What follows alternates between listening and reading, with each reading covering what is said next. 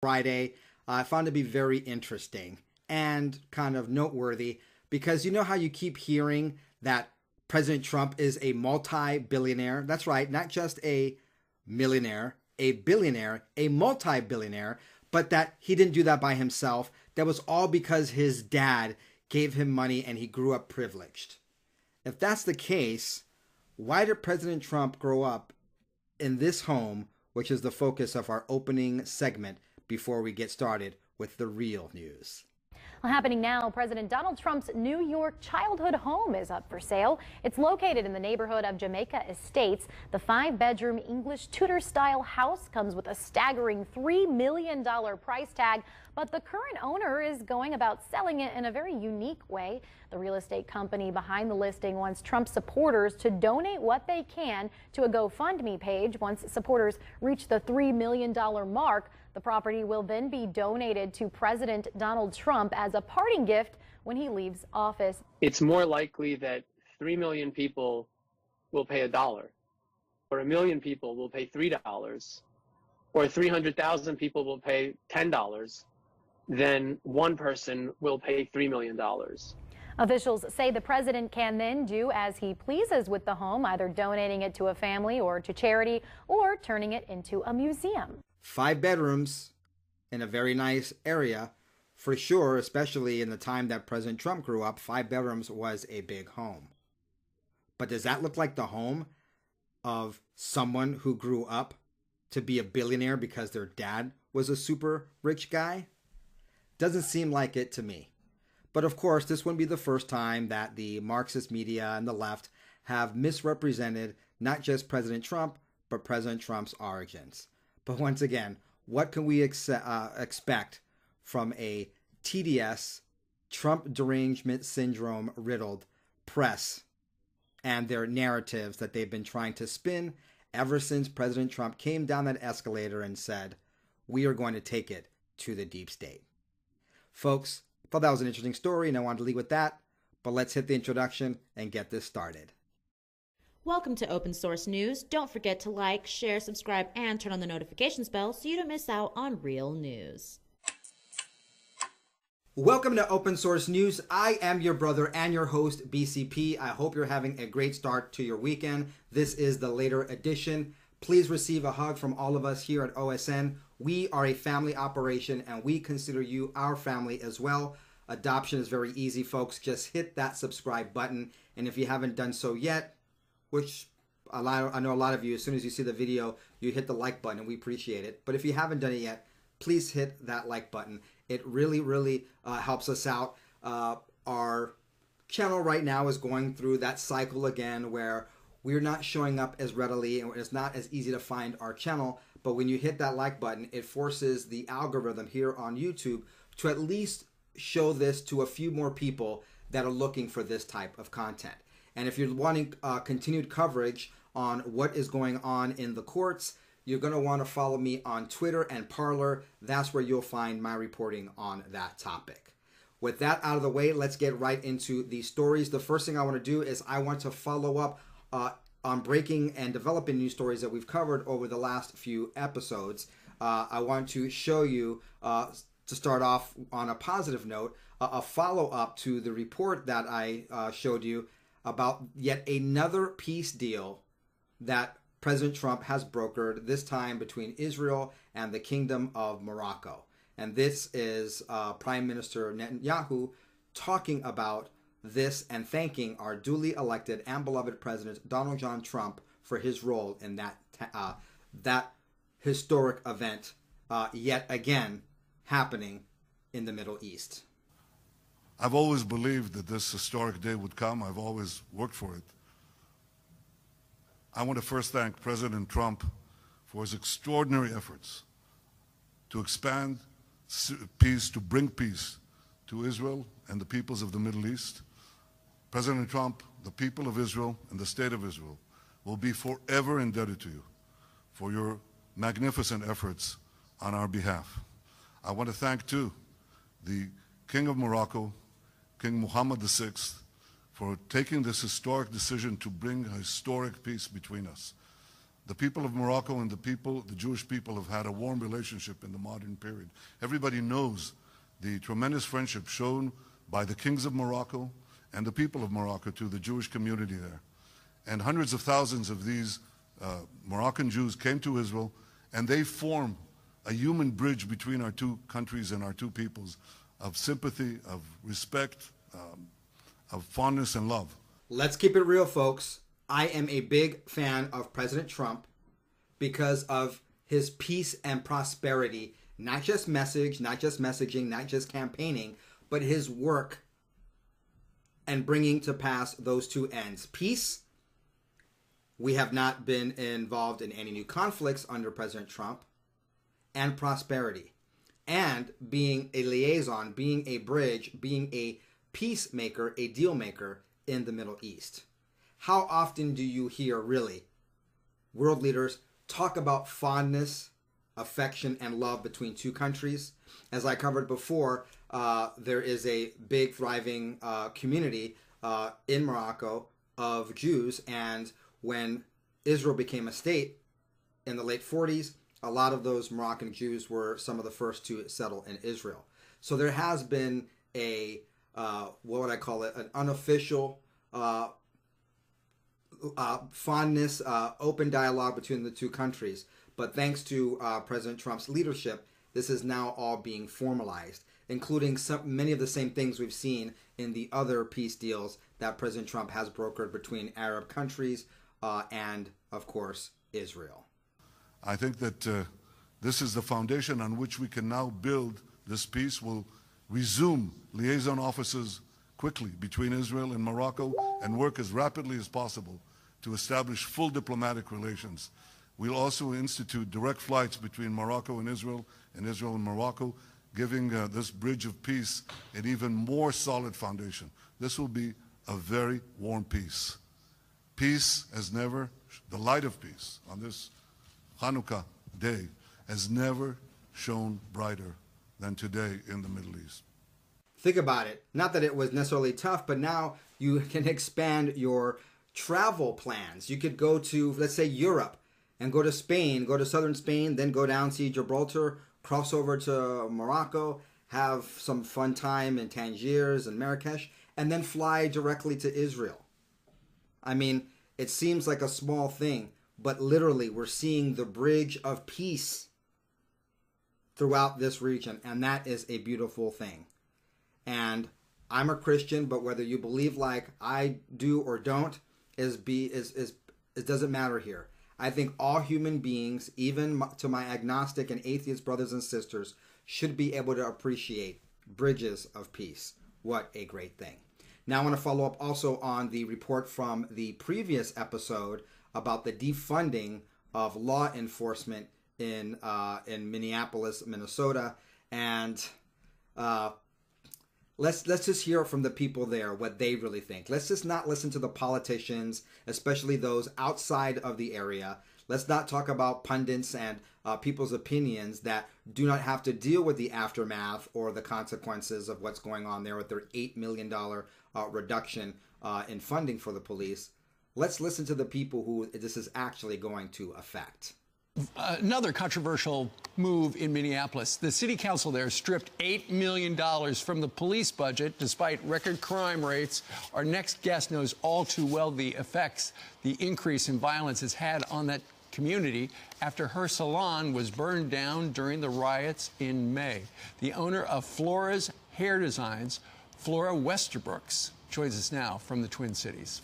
What do you think of the police, who everybody, of course, needs, having $8 million taken from their budget? That wouldn't seem that that would be a good idea when you got crime going through the roof, which you do. Oh, gosh, that's terrible. I don't think they should cut that $8 million from the police department. No. We need the police. We need them. I feel less safe. A lot of my friends I talk to, and they're not feeling safe right now, and they're not, with this cutting the budget down to $8 million. They're not with that either. Neither am I. Yeah. Because we need protection here. Yet another example of the poor policies of the Marxist Democrats and their elitism where they don't care how it actually affects the people.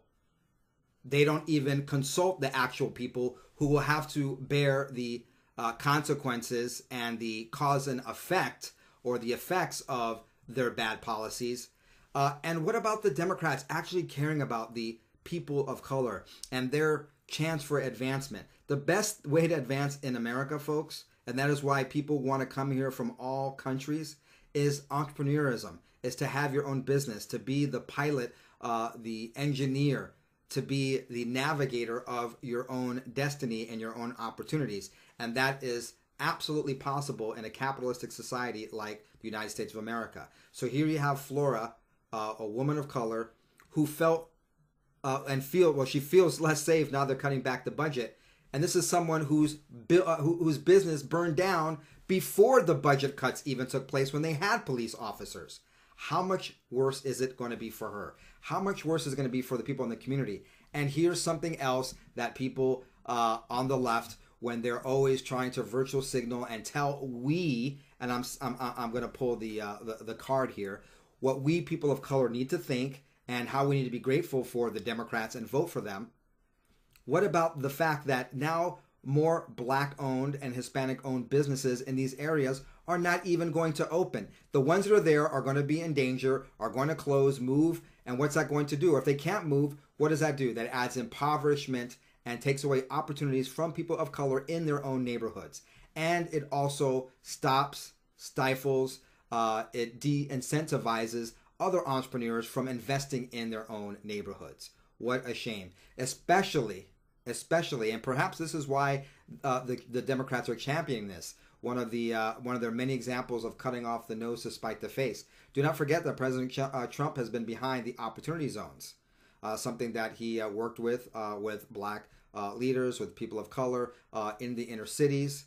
I believe that was with Tim Scott as well. These zones where they're in predominantly minority neighborhoods that are impoverished, an incentive for businesses to open in those neighborhoods. But if they don't feel safe, they're not going to open, depriving, once again, people of color of entrepreneurial opportunities, and for workers, job opportunities. And when you have a neighborhood where you own a business and people in that neighborhood work in that business, there's a pride that comes from and to that neighborhood that can't be created from outside sources. But once again, thanks to bad policies by Democrats, this is going to negatively affect people of color in Minneapolis. So there you go, yet another failed policy. Now let's move on to another follow-up I want to do here. And of course, this has to do with Eric Swalwell and his Chinese connections. Let's talk about China. Joining me here is Gordon Chang. He's an expert on all things China. I want to get right into this news. It just seems something out of a movie or a spy novel. But reportedly, a Chinese spy worked as a fundraiser for Congressman Eric Swalwell. Now, Eric also ran for president in the Democratic primary this go-round. And reportedly, he had an intimate relationship with a woman named Christine Fang, who helped raise money for him. And it turns out she is a spy. She is part of a Chinese political intelligence operation. And there have just been lots of red flags going off about this. China is our enemy, and they are real. They have got an economy that's arguably as large as ours. They have a military that's arguably as large as ours. And what just happened with the Swalwell situation is kind of a wake-up call that this is just how in-depth the Chinese will go to try to infiltrate American influence. So this is very troubling. Number one, because he's a member of the United States Congress. Number two, because he serves on the Intelligence Committee, has tremendous access to information. And the congressman has said that, she left the country in 2015. He hasn't been in contact with her for years, for half a decade at this point. Should we believe him? Well, Christine Fang has left the U.S.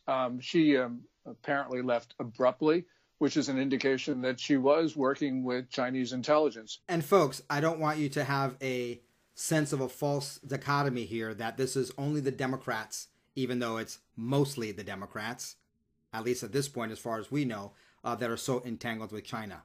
But China plays to, they play to win. And they know that the divide and conquer totally works, and they play both sides of the aisle. And it was not just Eric Swalwell she was in contact with. She was in contact with about 3 or 4 other members of Congress and a couple of Midwestern mayors. Apparently, she's had sexual relationships with. China's intelligence operations in the U.S. are massive. They're directed against both parties. And Congressman, you're a brave man for saying that, because over the past 4 years, it seems like whenever someone brings up allegations against China, they were said that they were deflecting away from Russia, something like that. And don't get me wrong, I mean, Russia does have an at times adversarial relationship with the U.S. interests, but nothing compared to what China's been doing for the past couple of decades, whether it be on the trade front, the coronavirus front, human rights abuses. I mean, is the United States not taking this threat seriously enough, or has it not been over the past couple of years? What we have got to do is have a national conversation about how we end this. And this very well may be something we need to start closing more Chinese consulates, because Christine Fang was actually working with an out of the San Francisco consulate of China. In other words, she was not just a mole or a spy out there. She was actively reporting back to Beijing, back to the Communist Chinese Party via the consulate in San Francisco. And the Chinese have been very, very active in intelligence and in, quite honestly, attacks on our country in all forms, except maybe overtly. And that's why a lot of people are still not awake or awakened to the danger that China poses. And you wonder why the consulates have been closing and why there's been this tit for tat and back and forth between China and the Trump administration. The Trump administration knows what they've been up to for a very long time and was putting a stop to it, and China doesn't like it. Forget Russia, Russia, Russia. Not that they're not a threat, but their threat level is nowhere near as high as the threat level we have from the Chinese Communist Party. Secretary of State Mike Pompeo is warning of the dangers China poses for our country as many questions linger over the relationship a Biden administration would have with China. Many believe it will be too cozy. Russia is nothing compared to China. Their GDP is roughly the size of the state of Texas. China, on the other hand, has an economy as large as ours, and they are bent on destructing the U.S. They want to get rid of the American currency. They want to get rid of our way of life. And we have an extra problem there because so many of our companies, our technology companies, reside there now. And so this is a very serious issue for America.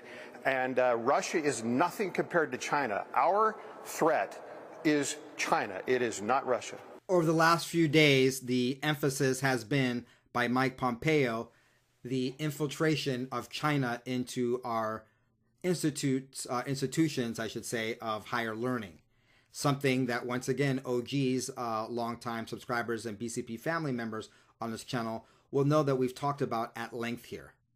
How not only are our children being indoctrinated by Leninist, Marxist, Bolshevik ideas from the Soviet Union Revolution and all of the Latin American takeovers by Marxists, the same thinking and teaching that have led to suffering in Venezuela, Nicaragua, and Cuba are being sold to our children as the cure for capitalism, as if capitalism was a bad thing. It's crony capitalism and capitalism outside the laws that is a problem, not capitalism in and of itself.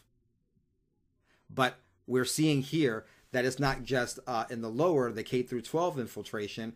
We have the actual infiltration of Chinese Communist Party money, influence, and power to our supposedly best and brightest at the universities.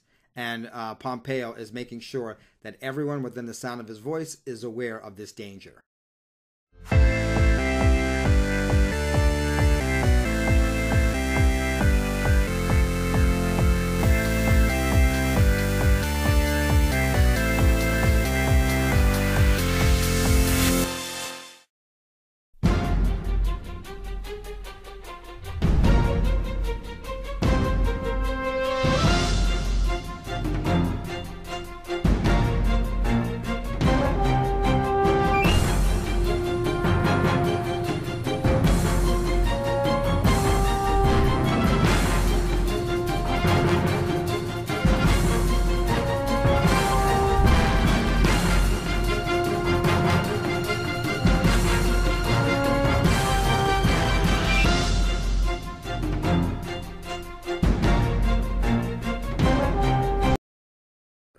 Secretary of State Mike Pompeo accusing universities in the U.S. of caving to Chinese money. Pompeo says the Chinese have used universities as a way to steal technology for years, either by planting student spies or by paying off professors in charge of critical technology advancements. Now, the Trump administration changed the global debate on China, cracking down on the stealing of intellectual property. Now, tariffs brought by the Chinese to the table for a phase 1 trade deal. Also out there making the rounds in a, honestly, in a surrogate for Trump type of way is the former acting director of national intelligence, Rick Grinnell, saying the same thing about China and their ties to the universities. They have infiltrated academia as well as politics, and something needs to be done.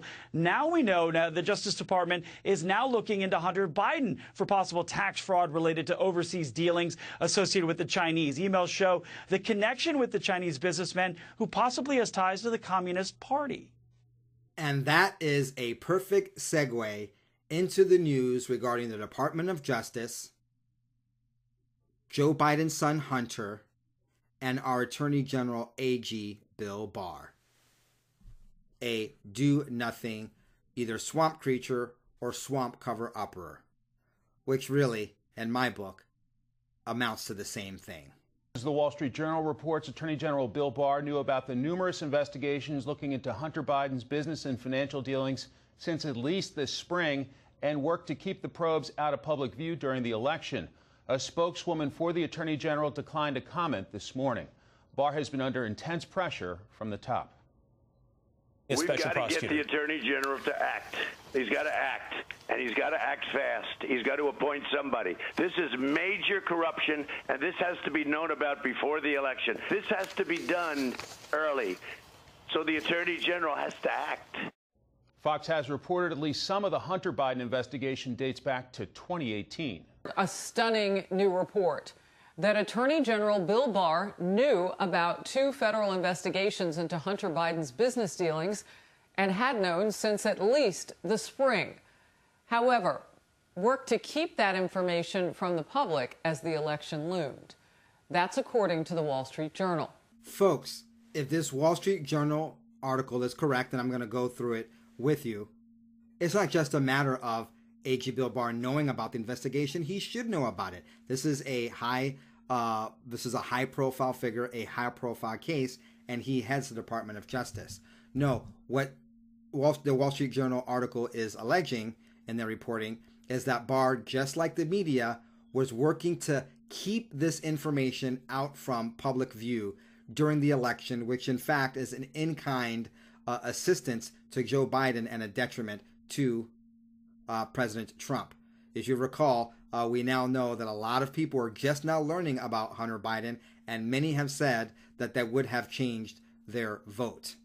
Now, you can believe the official narrative on how many votes Joe Biden actually got, but if you are in the know and you know the real number he got, the landslide victory would have been even more of a slaughter had these people known the truth before they went to the ballot. Those few people that actually really did cast a vote for Joe. President Trump tweeted this. Now it turns out that my phone call to the president of Ukraine, which many, including me, have called perfect, as even better than that. Predicted Biden corruption, said to call the Attorney General who perhaps knew of the corruption during the impeachment hoax? What President Trump may be saying here is that he knew that AG Bill Barr knew when it came to the time of impeachment about the true nature of Hunter's crimes. And perhaps that is why the Ukrainians were invited to talk to AG Bill Barr, perhaps so it would be in the open and not hidden. Let me reread this tweet to you. I think Harris didn't. She's great at what she does, and I'm terrible at reading, but I think something was lost here. Now it turns out that my phone call to President of Ukraine, which many including me have called perfect, was even better than that. I predicted Biden corruption, said to call the Attorney General, who perhaps knew of the corruption during the impeachment hoax. And there we go.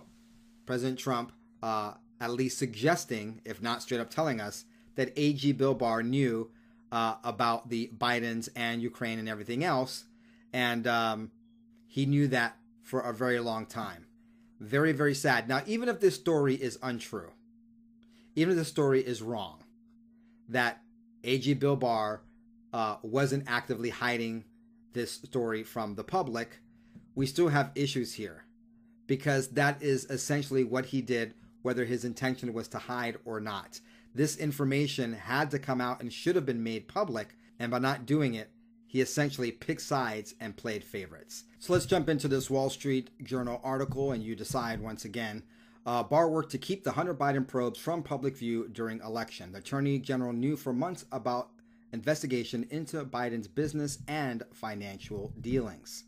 Attorney General William Barr has known about a disparate set of investigations involving Hunter Biden's business and financial dealings since at least this spring, a person familiar with the matter said, and worked to avoid their public disclosure during the heated election campaign. The federal scrutiny dates back to 2018, the people familiar with the matter said. So 2 years, nothing. Nothing happened in 2 years. Nothing was going to happen anyway. There's probably some patriots trying to keep this alive and a whole bunch of swamp creatures at the Department of Justice and the FBI putting a kibosh on it every single time there was any kind of advancement in the investigation. So let me tell you what grassroots fundraiser means. Grassroots fundraiser in this. Investigators try to keep the case out of public view by taking few visible steps in the weeks before the November election, recognizing the impact their work could have, said one of the people familiar with the matter. Okay, that's good enough. It was a few weeks before November, but they were working on this since 2018. And Mr. Barr was aware of the investigations involving Hunter before the spring. Way ahead of time, he could have said something, done something, signaled something that would have been full disclosure for the American people. If there is a crook about to go in the White House, politics and policy be damned. The people should know about this. Hunter Biden, the person said, though it wasn't clear when or how he first learned of the inquiry. So they're saying that Barr knew about it since at least spring, but they're not sure exactly how he came about knowing. Well, he is the head of the Department of Justice as the Attorney General. He's seeing all kinds of information all the time. And I'm sure this is something that was brought to his attention by the Patriots in the DOJ, probably early on. On Thursday night, Mr. Trump, President Trump, Wall Street Journal, not Mr. Trump, I told you got to be careful of their bias, tweeted his frustration about the Justice Department and the FBI's failure to disclose the Hunter Biden investigation earlier. Why didn't the fake news media, the FBI, and the DOJ report the Biden matter before the election? Justice Department guidelines advise investigators against taking overt actions in a run-up to an election so as not to be seen as affecting the outcome. Oh, you mean like the FBI did with the solid that they did for Hillary Clinton, admitting, yeah, she may have done some stuff, but no reasonable prosecutor would take this on? Or you mean like Attorney General Loretta Lynch meeting with Bill Clinton on the tarmac in Arizona? Is that what you're talking about? My conclusion was and remains, no reasonable prosecutor would bring this case. No reasonable prosecutor would bring the second case in 100 years focused on gross negligence. By the way, one of the people that said that there totally was enough information and evidence and they would have prosecuted Hillary Clinton is the interim and short-acting Attorney General Matt Whitaker. Can you imagine how different things may have been, not saying they would have been, may have been, had Matt Whitaker, a guy who said, yes, I would have prosecuted Hillary, had been the Attorney General all this time instead of Bill Barr, who apparently, like Christopher Wray, cares more about the reputation of his Department of Justice, like Chris Wray does the FBI, than serving we the people. I've already made that point, folks, but I don't go by what you say. I go by what you do. And yes, I gave Bill Barr, for those of you who've been here a long time, a lot of optimism. He was saying the right things and appeared like he was doing the right things. And maybe was being slow and methodical, but methodical nonetheless. But now his methodical nature has served the Bidens and the Democrats and not the rule of law and justice. I know that's been a source of some confusion for folks. That's just the way it is. I know the Department of Justice. I know no reasonable prosecutor would bring this case. I know a lot of my former friends are out there saying they would. I wonder where they were the last 40 years, because I'd like to see the cases they brought on gross negligence.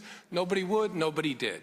Once again, AG Bill Barr and these people coming in, Christopher Wray, they're swamp creatures cover-uppers, or at the very least, they are more concerned with keeping the pristine, which is not even pristine, name and reputation of their respective organizations than they are for working for the people, for we the people, and for administering justice and the rule of law.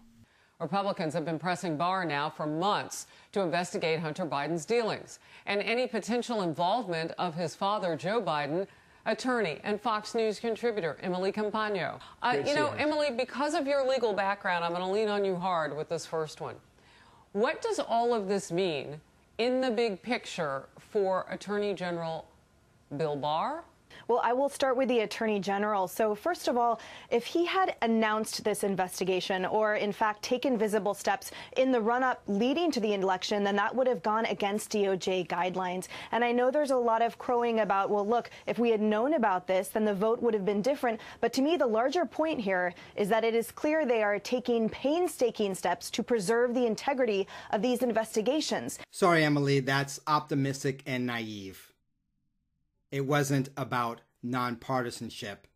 It was about protecting the swamp. Had this been an isolated incident, perhaps you could make your case.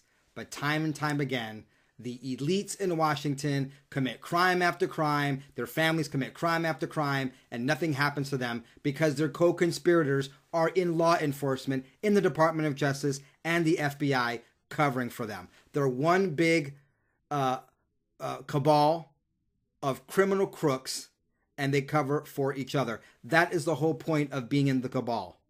You get to have power and money, and you get to commit your crimes with impunity because you cover for each other. And that is why we need a major shakeup, or we need a whole different part of the government to come in and enforce the law. AG Bill Barr knew, didn't do anything, and his inaction in fact, was an action in favor of the Democrats and the swamp. What are your thoughts, folks? Put it down below. I appreciate you being here. God bless you. God bless your families. God bless our duly elected